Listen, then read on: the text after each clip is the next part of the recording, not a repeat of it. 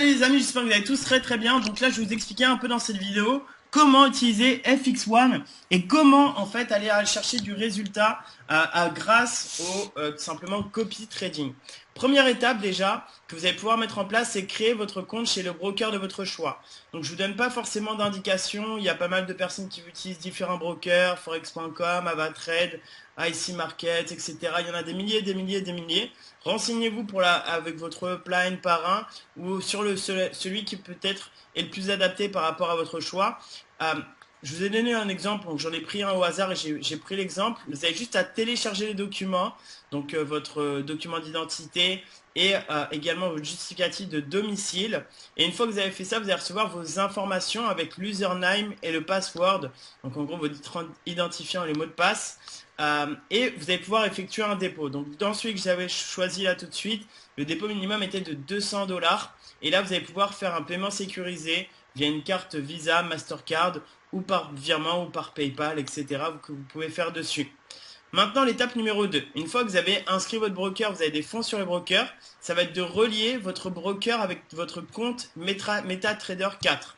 Donc moi, je vous conseille de le faire soit sur PC, soit sur téléphone portable. Vous allez sur Apple Store ou Play Store, vous tapez MetaTrader 4 et vous allez pouvoir retrouver ces informations directement via votre téléphone portable ou votre PC. Donc là, vous voyez sur la partie de gauche, j'ai reçu un login et un mot de passe. Je vais dans MetaTrader, dans la deuxième photo sur paramètres.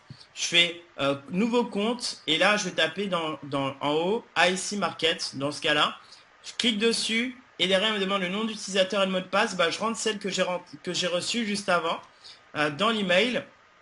Ou l'étape numéro 2, vous pouvez choisir de créer un compte démo. Donc si vous avez voulez essayer peut-être pendant une semaine, voir un petit peu comment travailler sur vos alertes au départ, vous pouvez tout à fait faire comme ça. Donc encore une fois sur MetaTrader 4, vous allez cette fois-ci aller dans nouveau compte, ouvrir un compte de démo personnel que vous voyez dans la troisième capture d'écran.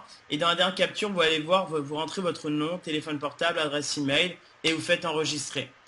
Maintenant, l'étape numéro 3, donc une fois que vous avez tout mis en place, suffisant pour aller chercher vos résultats sur la partie Forex FX1, dans ces cas-là, vous allez télécharger l'application Qvera Connect pour avoir accès justement à ces fameuses alertes. Donc vous tapez Qvera, vous rentrez vos identifiants, mot de passe, vous arrivez sur la partie avec, vous pouvez changer même la langue, donc en haut à gauche vous avez un onglet, vous pouvez cliquer et changer la langue pour le mettre en français. Et dans ces cas-là, vous avez les alertes, annonces, mes produits, etc. Étape numéro 4, donc là je vais vous donner un exemple avec une réception d'alerte. Vous voyez en fait une alerte qui avait été reçue le 28/05 tout simplement. Donc c'est marqué nouvelle opportunité, FX1 New Alert, donc nouvelle alerte. Et là on voit que c'est une opportunité de swing. Qu'est-ce que c'est New Forex Swing? Swing, ça peut durer pendant plusieurs jours. Donc par rapport aux alertes, vous allez à chaque fois avoir la nouvelle opportunité. Il faut mieux être le plus court possible où on vous donne à chaque fois le market exécution, donc quand vous devez le lancer. Mais dans tous les cas, vous allez recevoir à chaque fois des updates, c'est-à-dire des mises à jour que vous recevez sur votre téléphone portable. Donc là, vous voyez le type d'ordre, la paire, le stop loss, le take profit, qu'est-ce que c'est? Ça, on le verra dans d'autres vidéos, mais ce que vous devez comprendre, c'est que vous n'avez même pas besoin de comprendre ces termes-là pour pouvoir effectuer du copier-coller. Je vais vous montrer tout simplement. Je donne un exemple. Vous avez d'un côté l'alerte que vous avez reçue via l'application Qvera Connect et à droite vous avez l'application MetaTrader où là par exemple je vous donne un exemple sur un compte démo. Vous cliquez en haut à droite sur plus et ça vous allez tomber en fait sur différents choix pour pouvoir lancer votre trade. Et là je vais reprendre la paire qui est indiquée sur mon alerte USD CAD. Vous voyez en haut à droite du coup j'ai USD CAD. Ensuite je vais choisir mon stop loss qui est comme l'a indiqué la société. Donc 1,3090, je recopie 1,3090. Je vérifie que mon marché au niveau de l'exécution, c'est bien autour de ce marché-là. Là, le marché il a été un peu dépassé. Parce que market exécution, c'est marqué 1,2990. Là, je suis à 1,2949 à 1,2955. Ce qui est tout à fait, on va dire, normal dans le sens où l'alerte, en fait, je l'ai faite, l'exemple, je vous l'ai fait aujourd'hui, alors que l'alerte a déjà reçu depuis plusieurs jours. Donc rassurez-vous par rapport à ça, quand vous allez avoir des alertes, généralement le marché d'exécution, il est souvent très proche, mais vous regardez vite fait, donc 1,2990, si c'était à 1,2988 ou 92 ou 93, bon, vous savez que vous êtes dans le proche du marché d'exécution. Ensuite, vous allez taper le take profit. Qu'est-ce que c'est que le stop loss? Ça aussi, on va vous le réexpliquer. Mais stop loss, c'est pour, imaginons que le trade ne va pas vraiment comme vous le sentez, comme la personne voulait. Et ben dans ces cas-là, comme ce professionnel qui vous envoie ça, dans ces cas-là, ça va minimiser vos pertes. C'est comme une sorte de matelas de sécurité qui vous permet de ne pas entre guillemets, griller votre compte, que ce soit de démo ou quoi que ce soit, et qui vous offre un matelas. Et le take profit, c'est quand vous n'avez pas besoin de rester tout le temps sur votre téléphone portable. Une fois qu'il atteint ce montant, boum, il va tout simplement s'arrêter et vous allez pouvoir récupérer potentiellement les profits. Si c'est un take profit, ce sera forcément vos profits. Donc vous voyez, il y a différents take profits que vous voyez sur la gauche, sur l'alerte de trading. Vous voyez 1,2960, 1,2930, 1,2890, 1,2790. En fait, c'est des moins risqués ou plus risqués. Et donc voilà, vous avez juste à refaire un copier-coller, aussi simple que ça. Et ensuite, vous avez vu, juste en dessous de exécution immédiate, vous avez l'ordre. Donc là, c'est le nombre de, on va dire 0,01, ça représente 10 centimes par pips.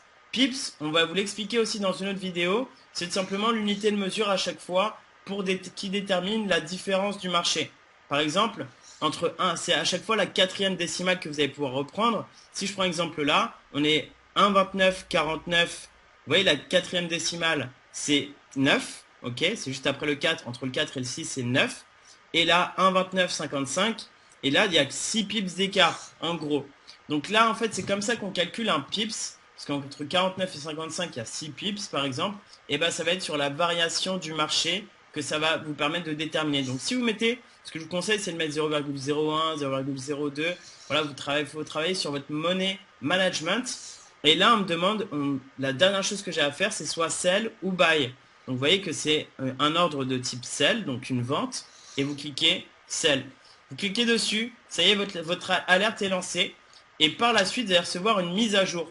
Donc la mise à jour, c'est simplement que vous allez avoir super, votre trade a atteint le TP 1, 2 et 3 par exemple. Là, c'est-à-dire qu'il a touché les 3 take profits.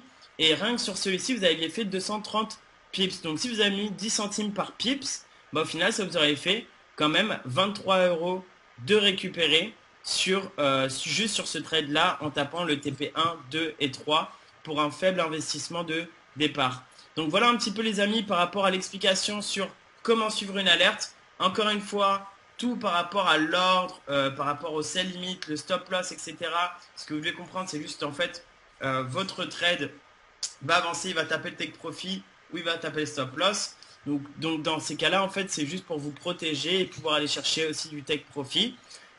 Et ce que vous devez comprendre, c'est que tous les termes, vous n'avez pas forcément besoin de le connaître par cœur. Vous allez bien sûr pouvoir revoir ça dans une autre vidéo, mais c'est un vocabulaire qui est relativement simple et que on va pouvoir vous expliquer dans la prochaine vidéo. Mais juste avec ça, vous voyez que vous prenez votre alerte, vous faites du copier-coller, stop loss, take profit, vous copiez directement sur l'alerte, vous envoyez ça en sell, parfait comme c'est indiqué, je fais un copier-coller, j'envoie. C'est aussi simple que ça. Passez une bonne journée et on se retrouve sur notre prochaine vidéo.